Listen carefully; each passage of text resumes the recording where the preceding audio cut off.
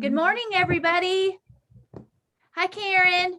I always see Karen first and foremost. Good morning, everybody. It's so good to see everyone on a blustery day in Paris. Kate said it just started pouring down rain. But she's from England, so she says she's used to this. So we have lots and lots of new faces today. Thank you guys so much for joining us. And because I'm sadly just got back from Paris just for a few weeks. How to do this is with Zoom, because we have Kate's amazing feed. Is you want to make sure just to find her up there, Kate French, and then you either, if you're on an iPhone or iPad, you just double click it and pin her. And if you're on your computer, you could just go in the top right hand corner, there's a little blue bubble, and you could do you could just pin it, so that way you see her feed from Paris and then you hear me blabbering on and on. Please. So that's an easy way to do it. And then we'll give everybody a minute or two to get in here. And then we'll get started. But we're starting at it's spooky, we're trying to keep some of it spooky. So we are starting out at a spooky little rock. But I'm going to turn mine off so that if you get back to mine, it just says my name. You know to go back to Kate's.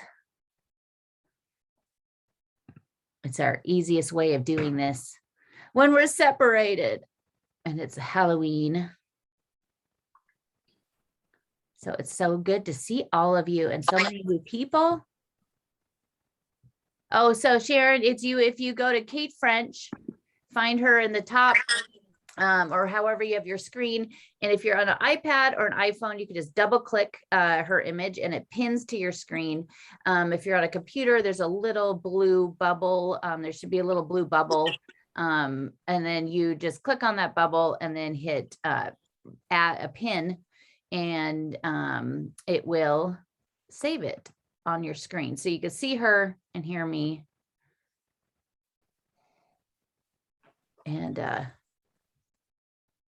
it was I was literally, right before we started, she said that it just started raining. So it's just perfect timing. But it's so good to see so many of you, lots and lots of new people. And thank you so much. Lots of people. I know lots of you from Instagram and from Facebook. So it's really great to see so many new people today. And I hope you guys are you guys getting dressed up and dressing up? I hope, Chrissy, I hope you're dressing up as Marie Antoinette today. Always. I mean, I don't need a special day for that.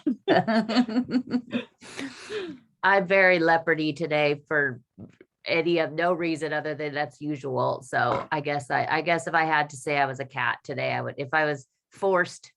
It's like St. Patrick's Day. It's like, oh, when somebody asks you, you're green, it's like, oh, my underwear are, that way you don't have to do it. So we'll go ahead and get started. And so today we are right outside. We're in Montmartre, of course, and we are right outside the Hotel Particulier. And this little spot where we're at, I wanted to start at today because it has this very spooky rock here. It's the Passage du Paquet. And it is it's basically known as the Passage of the Sorcerer. And it is because the children in the area thought that the woman that lived right here next to this rock was a witch. And so everybody thought that this rock gave off all of these, it was very spooky and evil vibes. And it didn't help that at one point there was like a spring that would just come up, and then every once in a while this water would just come dripping out of the stone for no reason. It wasn't raining out, nothing, it wasn't anything else. It just instantly, like every once in a while, this water would just kind of come pouring out of it. So everybody thought it was like, the sorceress, and it was this very evil witch that lived there. But you might know this because it is right across and through that little gate there on the right is the Hotel Particulier. And it is a very lovely, kind of somewhat hidden hotel and restaurant that's up there at Montmartre. Anybody could go. We will see when we walk out of here, there's a gate at the end of this little passage, and you just push the button and you could go right in. But it's very, very cute. The building was actually originally owned by the Hermès family, of the very expensive handbags, in 1871. And in 2007, it was turned into a hotel. And the hotel only has 5 rooms. And you could go online and see pictures of the rooms inside. It's really adorable. It's, rather, it's a little on the spendier side, but, if you have a special occasion, maybe go there for a, one night or so. But it also has a bar that's downstairs, and it's amazing because it is this very beautiful kind of small bar with lots of red velvet, and give me all the red velvet you could possibly have. They make amazing cocktails. The first time I went there, and I wanted a French 75, one of my favorite drinks with that's gin and sparkling and lemon juice. It was created at Harry's Bar in New York. They were like, no, madame. So they have basically their list of cocktails they make, and they're all fancy. And those are the ones they make, and those are the ones you get. So maybe if you went in there and asked for a gin and tonic, maybe you might be able to get something. But most likely you just order what they have, but they're all delicious. They also have some little kind of tiny bites, but they also have a beautiful outside courtyard that you can sit in as well when the weather is lovely. They do brunch. It's just a really kind of a beautiful little secret place. It's not a lot of people know it's there just because it does have the gate at the end of the street, but anybody could go there. You could just walk up, push the button, and get right in, and you kind of walk up this kind of quiet little passage, as you could see. Hi, Ellen and Heather and everyone. It's just when I'm here on my laptop, it's a little easier to have Command Central and be able to see your comments. So I love seeing your comments. So we're going to go back down through the little gate. But yeah, I mean, there's not really even any signage down there on the road that tells you that this is where, that this is here. So it's kind of neat. And on the other side is Rue La Pique, the other side of the passage. And there's some steps that you could go up there and get to it. But I think it also has a gate on that side. I've always used this side, and Kate might be trapped. And we'll introduce you to Kate here at the end so you could see her lovely, her lovely face. Last night she had a Halloween party. Are they going to let us out? Are you trapped? I think it's actually not open at the moment, so they locked the door. I just snuck in when it was open. Oh, perfect. And I love this little street. This is the Avenue Junot, and I love the buildings that are on this street. It kind of reminds me of like, I don't know, kind of in like old Hollywood, like that building right there. I love that building. It just kind of reminds me of like old Hollywood, and it just seems so much different, a little bit different than your normal Paris streets. It's just a lovely little, I just love that building right there. And it's a little, it was beautiful weather up until I left. And I think it even was beautiful the day I left. And then it's been raining the last few days, much like Portland.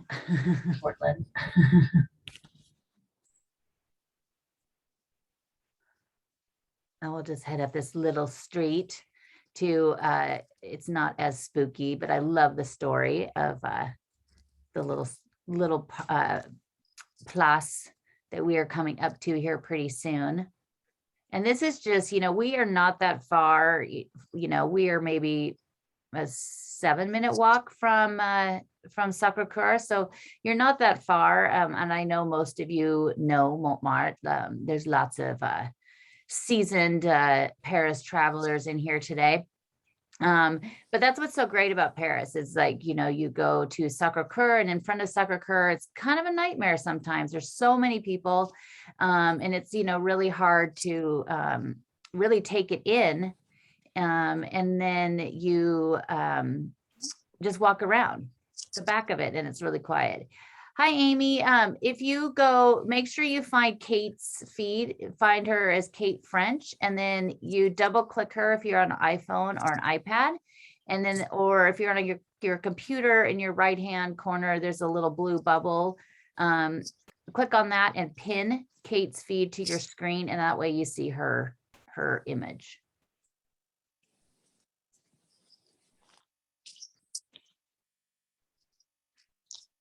But it's a pretty little autumn day. It looks like the rain kind of stopped. Yeah, it stopped for now. It's like one drop every few seconds. Oh, good. Every few seconds. Yeah. I hope that worked, Amy.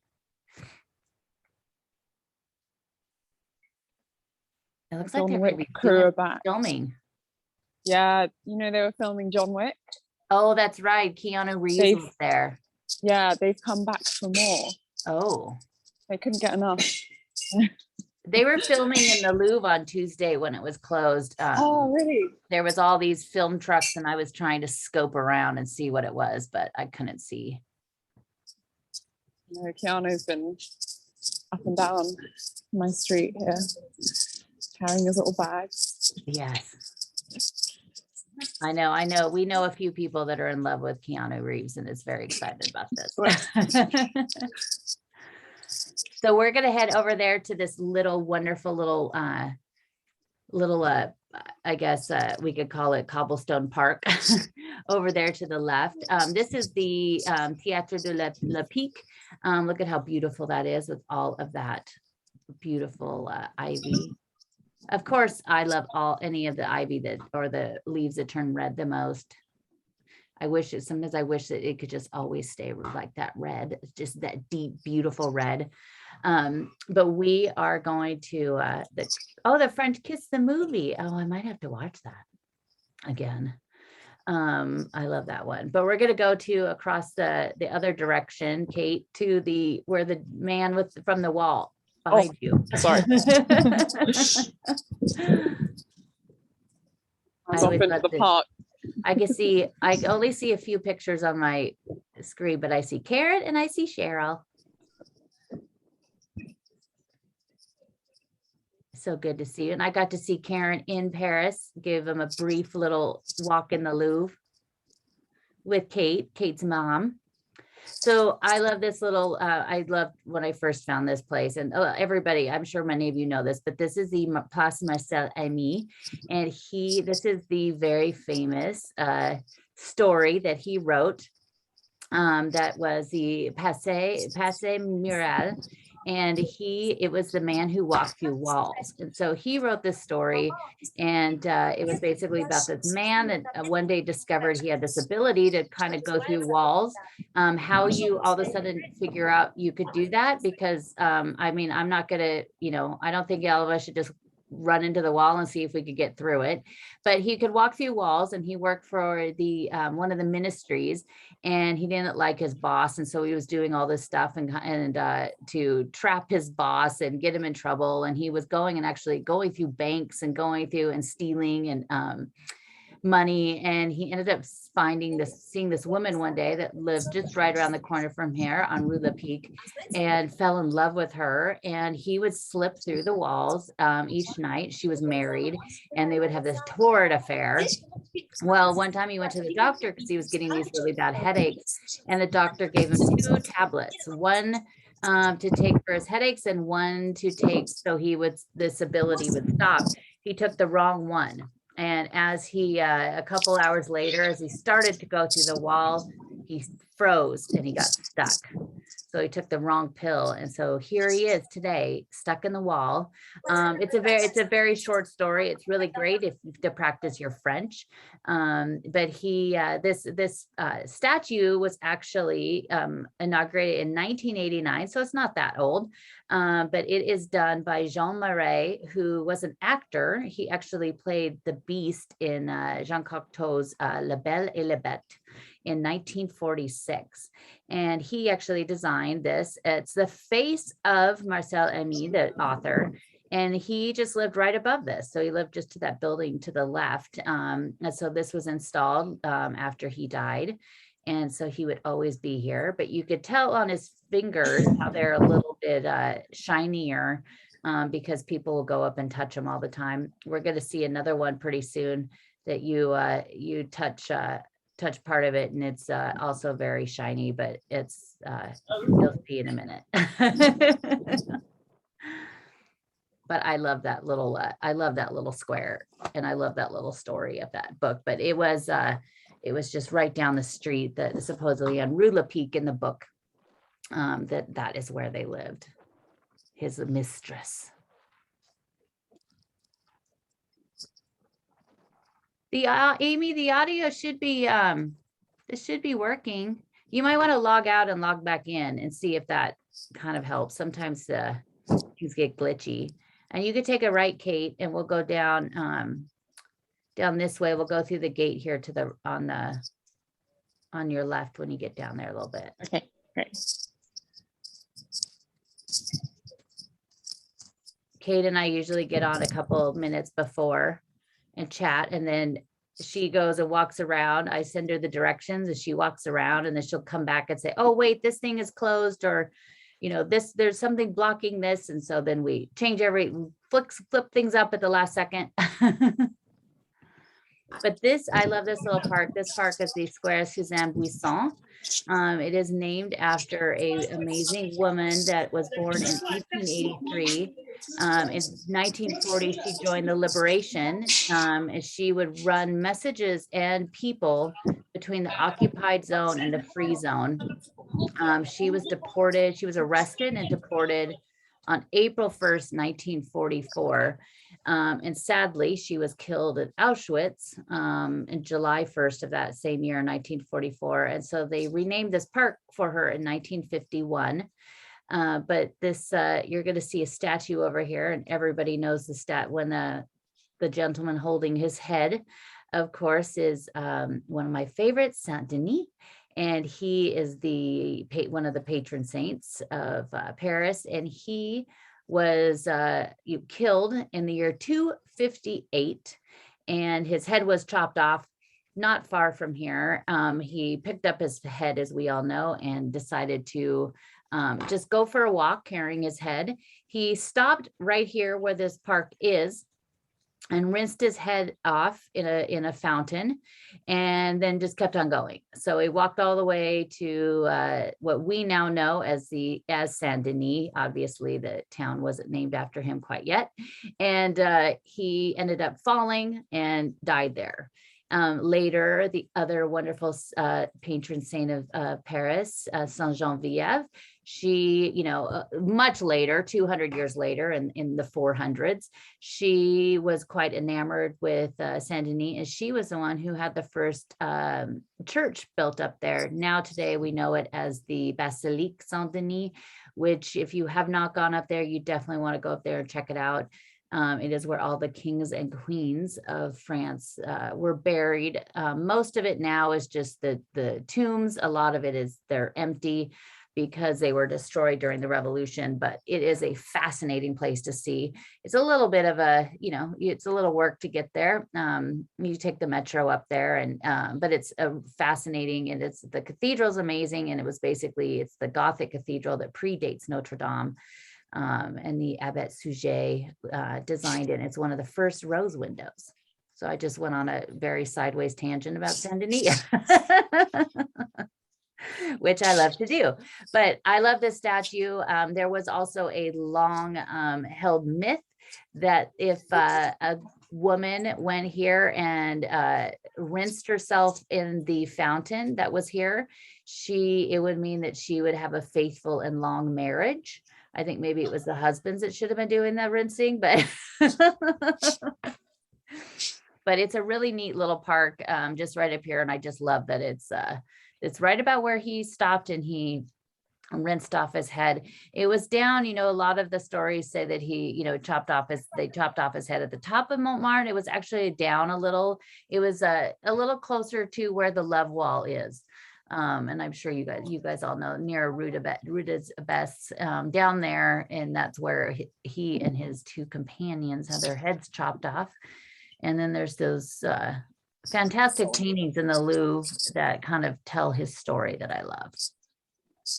So we should be able to go down that little path, Kate, and then come back around.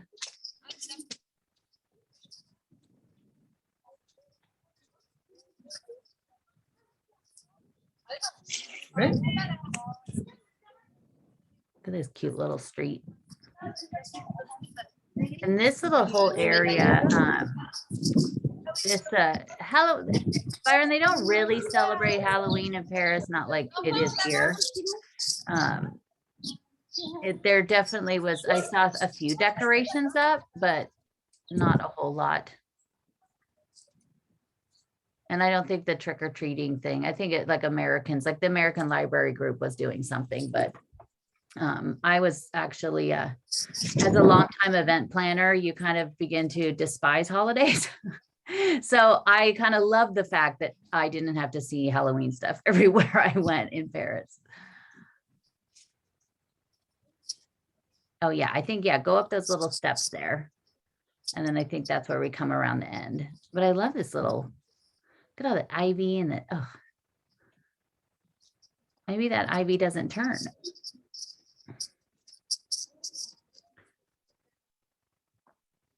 Oh, here we are. So this whole area used to actually have, there's only a smaller part of the building here up on the right. But this was actually known as the Chateau de Boireau. And it was built here in 1772. It used to be much larger. It actually also was a farm. It had a windmill. It had a couple buildings on it. It was much bigger. It was created for a gentleman named Le Grand Dumichon, and he ended up having this, and he was somehow had a very great stroke of luck and sold it the night before the revolution. He ended up actually later losing his own head in the revolution, but he was very lucky to have gotten rid of it just in time. But over time, other people had lived there. And then in 1850, a bunch of the artists moved in there, including Modigliani. And then in 1889, Renoir and his partner Eileen lived there with their children. She was the one that she's captured in one of his dancing paintings. There's the two of them in the Orsay. And it was supposed to be, there's three of them total. The other one's in New York. They were all supposed to be Suzanne Valadon, and Eileen came in one day, was so jealous of Suzanne being there all the time and painting her that she freaked out and kind of attacked the painting. And so he had to redo it. So one of the paintings is of his lover at the time, his future wife, Eileen. But they lived right up here and raised their children, including their son, Jean Renoir, who was a great director. But this was, of course, we know all of the artists that popped up here to Montmartre before they headed over to Montparnasse and Saint-Germain. And this little street, I think this is always one of the most photographed streets, but in most photographs never show what's right behind it, because obviously the perspective, it's kind of harder to, but and I remember this street was used in, I think, some Kevin Costner movie that was filmed in Paris, and I was like, hey, I know that street. But right behind it, right behind Kate, is a fantastic bronze bust in every sense of the word, of Dalida. And Dalida was a international, except US, superstar. And she was amazing. This was installed in 1997 on the 10-year anniversary of her death. She killed herself in 1987. She had overdosed on barbiturates. She was one of the very first women we talked about in our, when we started La Vie Creative Paris History of Rebecca Hemingway podcast. She was an amazing, amazing artist. And just a very sad, she had very bad luck in love, and most of her partners died, and mostly by killing themselves. So she ended up saying she just couldn't go on anymore. And she loved Montmartre. She lived not far from the Bateau Lavoir, and a really neat building. But as you can see from her, there's parts of her that is very shiny. And so people go up and rub her bust for good luck.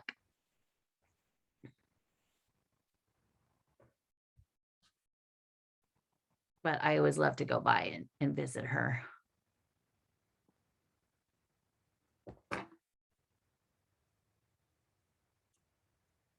Last Sunday, when we walked along the Seine, it was such a beautiful sunny day.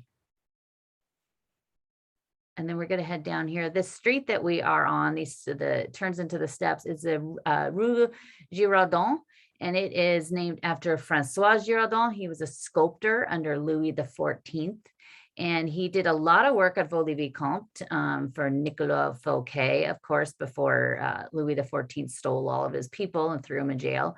But he also did some of the sculptures and the ceiling of the Galerie des Palais in the Louvre. And he's also there in the Louvre, in the Galerie des Palais, as one of the fantastic tapestries that are there, which most people think that they're paintings because they are so amazing, but they're actually tapestries. And I'm going to share each one of those because it's really fascinating to look at them, because you could basically get the history of the Louvre, because of all of the tapestries are of artists and architects that were in some way a part of the Louvre from the beginning of creating it. And so I'm going, in some of them, you could actually see, like the one of Girardon in the background, you see part of the sculpture for the tomb of Cardinal Richelieu. So it's really neat. Each one of them kind of gives a little hint to what they did and what they created in Paris. And of course, if you don't know, I'm completely obsessed and in love with the Louvre. And I desperately miss it. I just look at pictures going through things. I'm like, I just need to be back there today. And then this morning I woke up, and half a second I thought, oh, what day is it? Okay, oh, I'm going to go to the Louvre this morning. And then I realized I can't go to the Louvre this morning.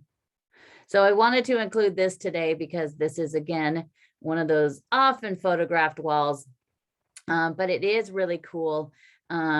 You know, most of the photos of it are very tight photos of the lamppost surrounded by the ivy, but it's if you pull back a little, it's actually the whole wall and everything is really pretty fantastic. It looks like a lot of the leaves have fallen off, but of course the red leaves are beautiful. But it's this whole wall, and we are actually just on the this street, Rue Saint-Vincent. Actually is on the other side of it is the cemetery of Saint-Vincent, where you could find Maurice Utillot, who was the painter and son of Suzanne Valadon. But this is here, if you want to, when you go back, if you're there next fall, you want to go find it, it's number 43. And I will later today post on the Facebook event kind of a little rundown of the things we saw, so that way when you go there, you can you could find them. And as Cheryl knows, sometimes depending on how much time, sometimes I get carried away and it ends up being like 8 pages of information. So we have to record today. So I don't know if I'll write 8 pages, but I'll give you lots of stuff. So when you go, you could go and find these things too and save them. Ellen, the jet lag is, it takes me a while, but I actually slept in today till 3:30, but that's Tylenol PM induced. So my usual wake up time though is 3 a.m. I usually wake up at 3 a.m. every day. So I think maybe I'm kind of back on track, but it's there's a little few stressful things going on right now. So I don't think that's helping, but it's, and once it gets dark, when it gets dark next week, France changed their clocks last night, so today. So I love it because we're only 8 hours. We're 1 hour closer. We're 1 hour closer to Paris. Of course, over here on this little corner, and they've painted this. I don't remember it being this kind of brickish color, but of course it's the Le Pain Agi, and it was built in 1795, so it's quite old. And we are right on the corner, and to the right is the vineyard of Montmartre. But at one time, this used to be called the Cabaret of the Assassins, and it got that name because it used to have paintings of famous assassins in there, like Ravaillac, and a bunch of those guys that Ravaillac is the one who killed Henry IV. So they had quite a few assassins in there, but then it was later changed, and it got its name because of André Gille. He painted this rabbit, and so that's kind of where the name has come from. But it's kind of the color, it's a little more brickish color. But I was at the Musée Montmartre, which was just right up next to the vineyard. And I noticed it sticking out a lot more than it used to. And look at all that beautiful ivy there. More ivy.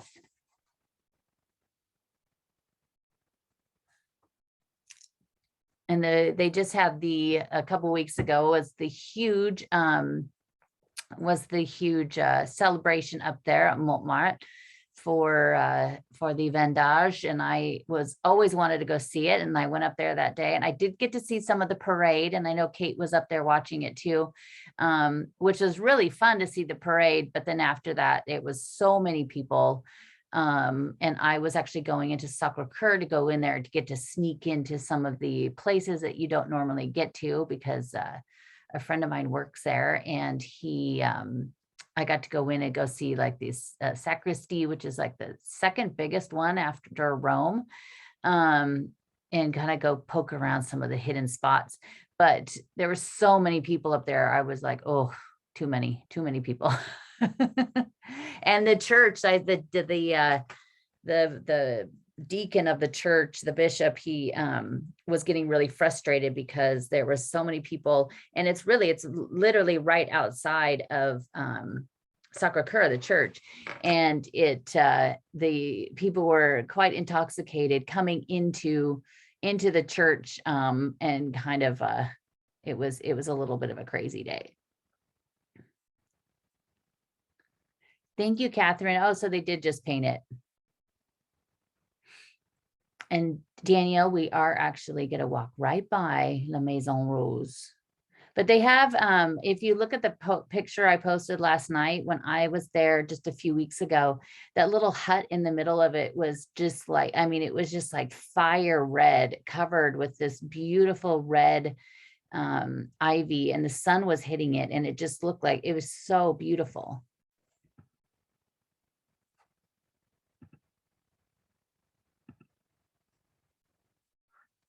It was really gorgeous.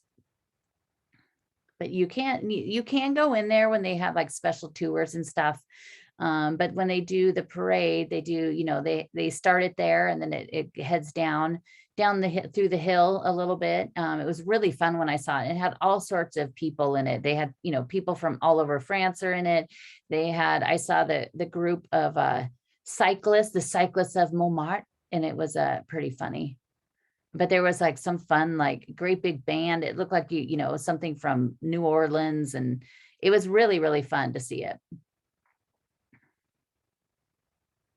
And the other very famous up here, of course, we have, as Danielle mentioned, the Maison Rose, and that is right here. And I love the fact that actually a while ago when I was doing some research, and I found out that it actually was owned by a woman named Germaine Pichot. She and her husband, Ramon Pichot. But before that, she was a dancer, and she knew Picasso, and she knew his friend Carlos Casamegas. She is the one that he was kind of in love with her, and she wasn't really too big in reciprocating that love to him. He did a lot. He drank a lot and did a lot of drugs. He had issues with performing, we shall call it, I guess, on this Sunday morning.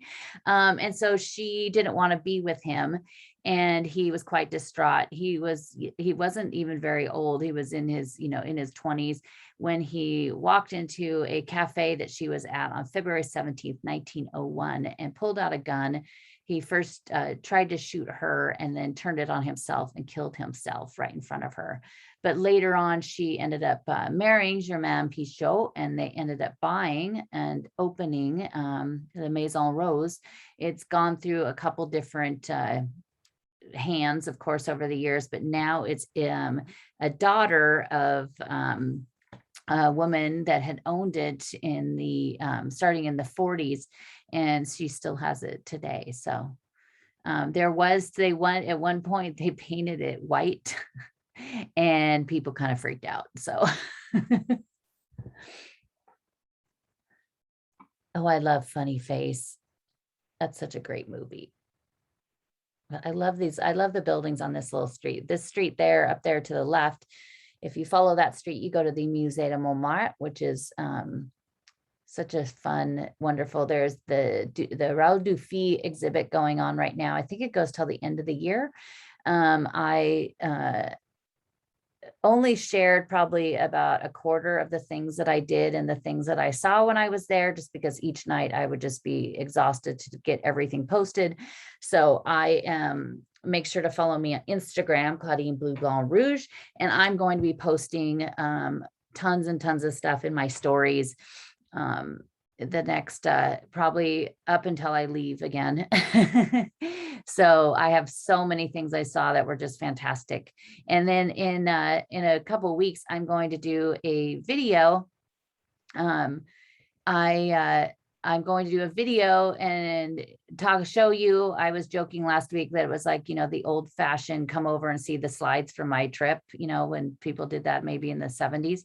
And but I am going to do a little live, separate from our Sundays, but do a little live chat and then tell you about all the great things that if you're going to be going to Paris in the next 6 months or so, that you should go check out, because there's some fantastic exhibits going on, and some other really great ones coming up too.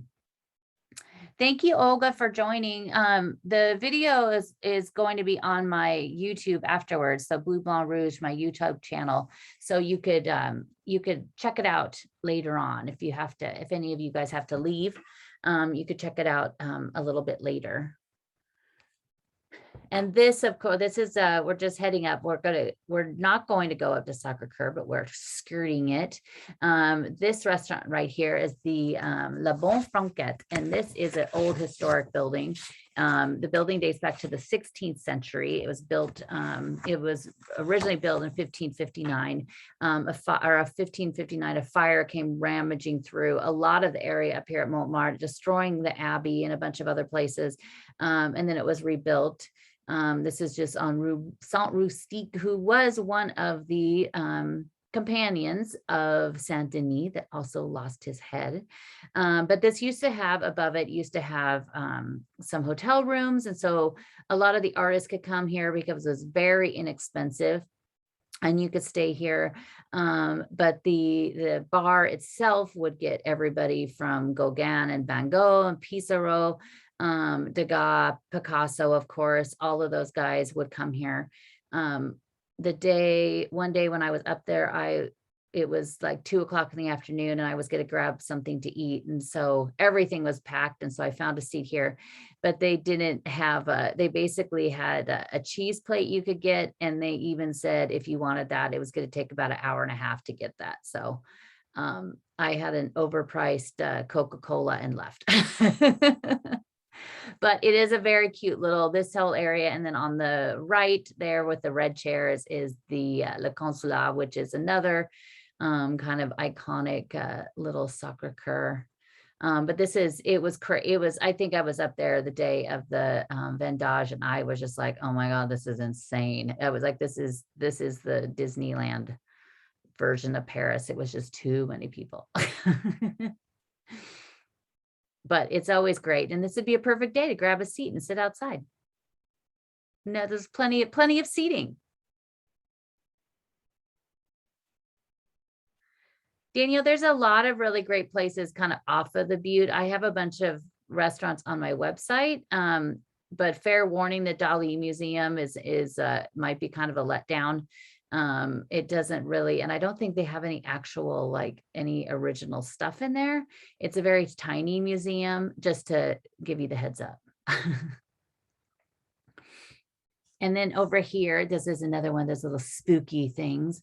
So over here on the right, there's this beautiful building that is really cool. And it was called the Folie Saint-Denis.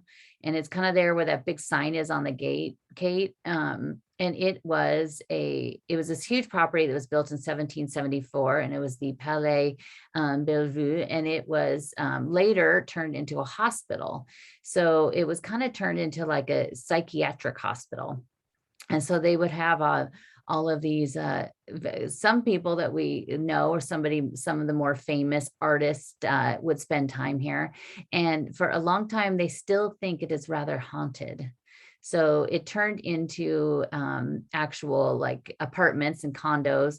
And but some people, quite a few people have lived there before, have then said that they thought there was just strange things that would happen there. But in 1795, it was sold to a wine merchant.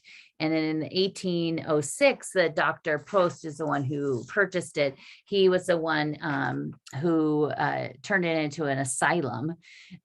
He had the different artists there, including a guy named Emile Frisé, who ended up being an author, and he ended up staying there for a short period of time, and then ended up later jumping into the Seine. Oh, the Coco Rico is the amazing chicken place up there. And I just love saying Coco Rico because that's the French word of saying cock-a-doodle-doo. Coco Rico. It's little things make me happy. But Georges de Nerval stayed there too. And he is actually, there's a plaque of him down at the Tour Saint-Jacques. But it looks like they're doing a lot of work here still. They were doing this a while ago as well. And then this little building over here, this is the building, the Commanderie de Clos, which is Montmartre, which they oversee the vineyard that's there. Is the door actually open? Oh, well, look at that. They actually oversee the vineyard that is there at Montmartre. Looks like a little museum. I've never seen the door open. And, you know, spoiler alert, the wine that they get off of there is not great because they bottle it. It's basically kind of like a Beaujolais Nouveau. Oh, bonjour, monsieur. It's like a Beaujolais Nouveau kind of situation where it's quickly released and not known to be the greatest. I did have a sip of the rosé version, and it actually wasn't horrible. But you can find it. They actually sell some of the bottles at the Musée de Montmartre. They're small bottles, but it's kind of, you know, it's pretty cool to get some wine that was grown right there. You know, there used to be tons of vineyards all over Paris, and there's actually only about 5 of them left, even though there's the one there that it's the most visible. There's even a fire station that has a vineyard, a couple vines that go up and over their door, and on Rue Blanche, and they actually pick the grapes and make wine out of it. It's not very much, but I'm sure it tastes even better because it's on it has to do with the Pompiers. It's probably delicious. This gentleman is very nice.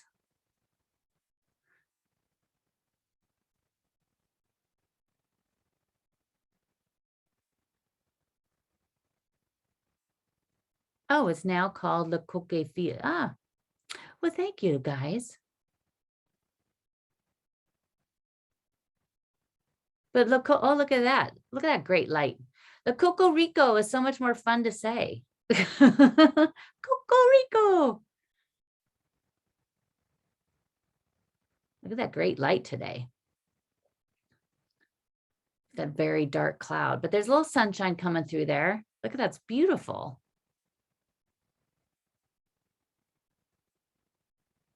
It is very magical.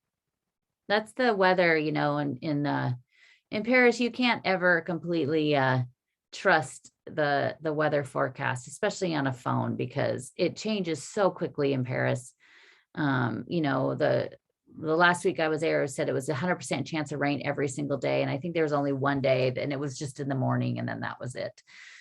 So it's good not to trust that iPhone until that's the day that you don't want to. And then it ends up being that it is correct. And then this little part over here, which is where we will end today, is the Place Jean-Baptiste Clement. It goes back to 1905. So it's been up there for over 100 years, and it's named after a French singer and lyricist who was a journalist that he was quite against Napoleon III. He even created a paper and writing basically all these stories about being, you know, anti-Bonapartist and anti-Napoleon, and ended up, of course, as you could imagine, getting arrested and thrown into prison. He ended up standing up, and he was able to get out after Napoleon III lost power. And then he was elected to the Council of the Commune. And he was a great fighter in the Bloody Week, which was not a great period to be in Paris. He left France, he went to London. And while he was there, they ended up sentencing him to death. So he ended up getting sentenced to death even though he wasn't there. He luckily came back to Paris. He was given a pardon. And then he ended up finding a bunch of socialist organizations. So he had quite the quite the busy political life. But in 1903, he died, and he's buried at Père Lachaise, of course. And the episode tomorrow, the new episode of the podcast that I do with Crystal Kenny, Paris History of Becca Hemingway on La Vie Creative, is going to be a little bit about the three biggest cemeteries, because tomorrow, of course, is All Saints Day, a big day in France. Spoiler alert, do not bring mums to a French person's home, because they are associated with death and with All Saints Day. And so you could don't bring those to a French person's home. That's not very great luck. Oh yes, Christina, you need to check it out, because there's all the Marie Antoinettes I did. You'll love it. But we have a bunch of fun ones coming up now that that I could have some time doing research. But the name of the podcast is you search La Vie Creative. There's a link of it in my podcast in my my bio of my Instagram. And then every Monday it's Paris History of Becca Hemingway, where I share it's a lot of times it's stories of French women in history or women inspired by Paris. And now I'm kind of branching into other history and doing some stuff, of course, about art and the Louvre. And then every Wednesday, Crystal interviews a new creative. So she likes to say, I talk about the dead people and she talks to living people. So she has different interviews every Wednesday with some really inspiring people. There's been some episodes that have they're so inspiring, some of these people of what they do, different artists, like our very own Kate. Kate, did you do an episode? Surely, I'm sure you have with Crystal. I actually haven't done an episode yet. What? I will talk to her. What we're recording today. I will bug her about that today. But Crystal keeps bugging me about it, and I keep saying I have nothing to say. Yeah. Like, I'll do the visuals, you do the talking. Oh, well, there you go. Yeah. Kate is She'll get me on fantastic. And she is an artist of her own right. And look at her down here. She's actually, she's having a Halloween party in an hour. And so she lives just right down in this area. And so I was like, okay, well, I'll construct the walk so it ends near your home. So so this is, of course, in this little area, we have the wonderful Bateau Lavoir, which we have done before, but we could definitely bring it to you again. And then that other street is where Dalida lives. So there's lots of great stuff up here at Montmartre, the little village of Paris. You should definitely schedule a photo shoot with her, Danielle. She did photos of me, and I do not like getting photos done. And she is fantastic. She is a great photographer, really puts you at ease. It was so easy. But she could help you with the with locations, Heather. She's really great about that. I specifically didn't want to do any of the ones that people always do pictures at. I wanted to do at my favorite places. So of course there was photos that we took in the Comtois. But thank you guys all so much for joining us today. We'll get Kate could pop on the camera so you can see her beautiful face. Full of Halloween makeup, I'm afraid. With Halloween. She was Medusa. Was it Medusa last night? I was, yeah. Yeah, there's fantastic pictures. And Karen's always glad she could see her daughter. But yeah, Kate was a fantastic Medusa. And then so she'll have more tonight. But thank you guys all so much for joining us. And hopefully we will see you next Sunday. And if you would like to leave us a little tip at all, you could send it to my PayPal or Venmo, Claudine at ClaudineHemingway.com on both of those, or sign up for my Patreon. And so we would love the support, and thank you so much, so we could bring more and more of these to you. And we will see you next week. I'll figure out today where we're going to go next week, and I will put the event up on Facebook and on my website, ClaudineHemingway.com. So thank you guys all so much for joining us, and we will see you next weekend. And thank you, Kate. Thank you, Claudine. Thank you, everyone, for joining us. Thanks. So great to see everyone. Thank you so much. Bye. Good to be back. Yes. Bye.